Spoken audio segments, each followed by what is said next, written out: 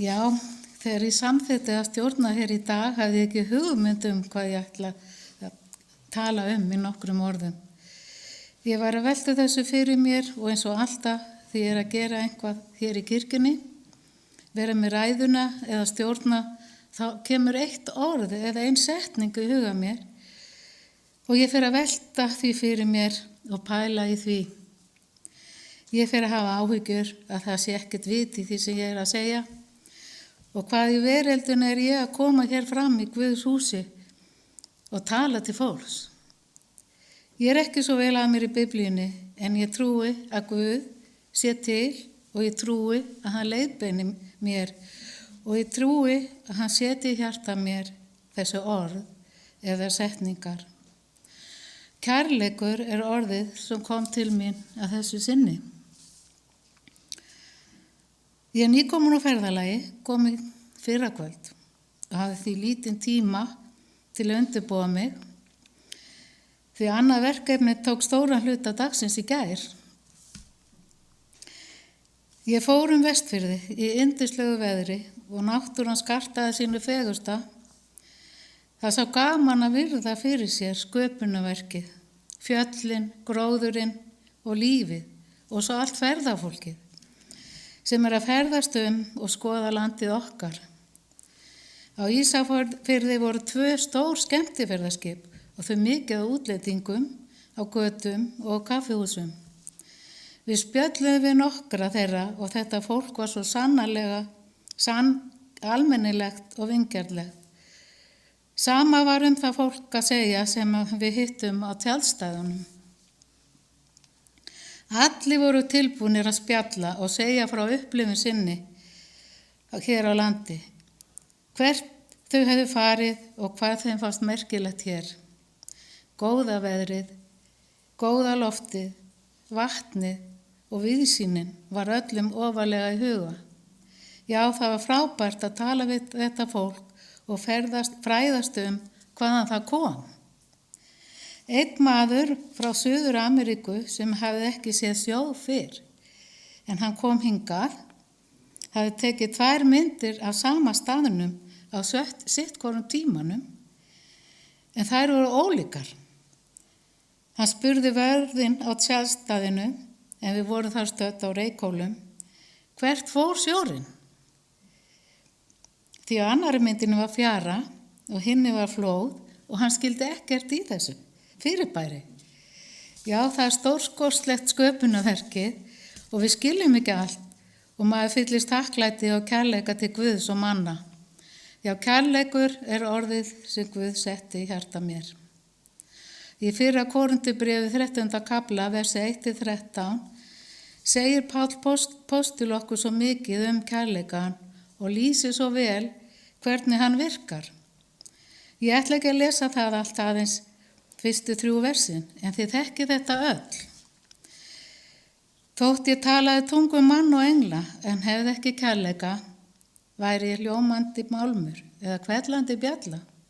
Og þótt ég hefði spádómsgáfu og vissi alla leyndardóma og ætti alla þekking, og þótt ég hefði svo takmarkalausa trú að færa mætti fjöll úr stað, en hefði ekki kærleika, væri ég ekki neitt. Og þótt ég deildi út öllum eigum mínum og þótt ég seldi líkama minn til þess að vera brenndur, en hefði ekki kærleika, væri ég engu bættari. Hvað merkir þetta orð kærleikur eiginlega? Sagt hefur verið að sterkasta þörf mannsins sé sú að vera elskaður.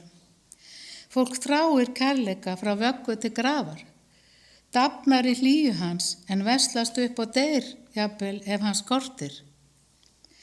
Samt ótrúlega erfitt að skilgreina hvað kærleikur Það vantar ekki að tala sig hann. Ástin sífellt viðfangsefni, rithöfunda, dægulega höfunda og ljóðskálda, en það hefur ekki alltaf dugað til þess að skýra kærleikshugtakið. Það skrítið, en ég hef komist að þeirri niðurstöðu að það sé smá sársauki í því öllu sem tengist ást eða kærleika. Ást sársauki í formi söknuðar þegar við finnum fyrir fjarveru einhvers, vegna fjarlægðar eða jafnvel dauða. Ást sár þegar við finnum fyrir samkennd, þegar við vitum að ástvinurinn þjáist, þá þjáistum við saman. Ást líkamlegur sársauki því að koma einstaklingi í heiminn eins og allar mæður gera og göfugt verk en ákaflega sársaukafull. Kærleikurinn færir okkur angistina þegar við söknum einhvers, en hún verðlaunar okkur þegar líkamlega nærvera viðkomandi færir okkur alla hamingjuna, enda við vitum við hvenar við erum elskurð. Það þarf ekki að staðfesta það 24 tíma á dag. Það þarf ekki að vera eiðsvarið eða þinglist. Það bara til. Svífur yfir sálum okkar og hjörtum eins og það sé engill með rausnarlega og stóra vængi. Það til nokkra tegundur af ást, til dæmis bræðralag, rómantískt, barslegt, móðuleg og föðuleg ást. Hver og ein birtist á mismunandi hátt. Hver og ein tegundin hefur með sér sérkennilegan kvíða, en allar bera þær tilfinningar hleðslu, svo sterka að það ekki hægt að útskýra það með neinu orði og því síður hægt að mæla hana með einhverju tæki. Ástin líka sár þegar við teljum okkur ófærum að hjálpa, þegar við finnum til vanmátta, gagnvart sársauka ástina sem kvalinn og veikur. Já, andspænis þjáningu hins. Ást samheiti yfir einlæga umhyggju fyrir velferð annara.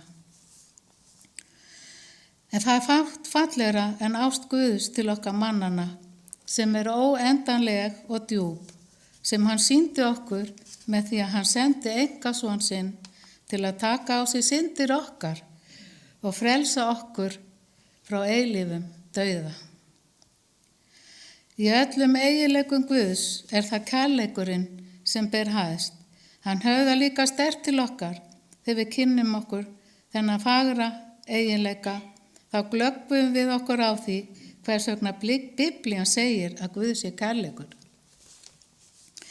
Í fyrra bréfa Páls til Korintímanna 13:4-8 segir: Kærleikurinn langlyndur, hann góðviljaður, kærleikurinn öfundar ekki, kærleikurinn ekki raupsamur, reykir sér ekki upp, hann hegðar sér ekki ósæmilega, leitar ekki síns eigin, hann reiðist ekki, ekki langrækin, hann gleðist ekki yfir óréttvísinni, en samgleðst sannleikanum. Hann breiðir yfir allt, trúir öllu, vonar allt, umber allt. Kærleikurinn fellur aldrei úr gildi. Þetta kallar óðurinn kærleikan. Lögvitringur nokkuð spurði Jesú hvert var æðsta boðorðið í lögmálinu. Og í Mattheusi 22:37-40 svarar hann: Elska skalt þú drottinn Guð þinn af öllu hjarta þínu, allri sálu þinni og öllum huga þínum. Þetta hið æðsta og fremsta boðorð. Annað þessu líkt. Þú skalt elska náunga þinn eins og sjálfan þig. Á þessum tveimur boðorðum hvílir allt lögmálið og spámennirnir. Lögmál Guðs því kjarni kærleikans. Kærleikurinn ótrúlegur kraftur sem okkur gefinn af Guði til að lifa, því án kærleikans erum við ekki neitt. Kærleikurinn drifkraftur til að lifa og starfa og takast á við lífið í gleði og sorg. Þetta orð svo magnað, eins og svo margir aðrir sem reyna að útskýra það, standa gapi. Því kærleikurinn og hann verður, hann óútskýrð gjöf Guðs til okkar, hann lífsgjöfin okkar. Við skulum því elska Guð af öllu hjarta okkar, alla daga. Í Jesú nafni. Amen.